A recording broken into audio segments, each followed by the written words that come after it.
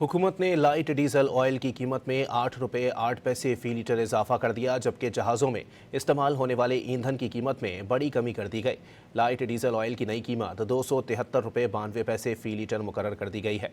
नई कीमतों का इतलाक आज से हो गया। दूसरी जानिब जेट फ्यूल 111 रुपये 44 पैसे फी लीटर सस्ता कर दिया गया। कीमत 330 रुपये 22 पैसे फी लीटर हो गई।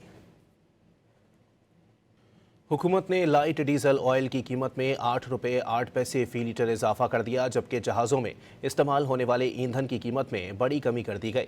लाइट डीजल ऑयल की नई कीमत 273 रुपये 92 पैसे फी लीटर मुकर्रर कर दी गई है। नई कीमतों का इतलाक आज से हो गया। दूसरी जानिब जेट फ्यूल 111 रुपये 44 पैसे फी लीटर सस्ता कर दिया गया। कीमत 330 रुपये 22 पैसे फी लीटर हो गई।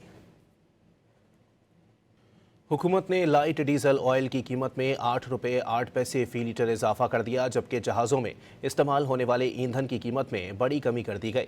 लाइट डीजल ऑयल की नई कीमत 273 रुपये 92 पैसे फी लीटर मुकर्रर कर दी गई है। नई कीमतों का इतलाक आज से हो गया।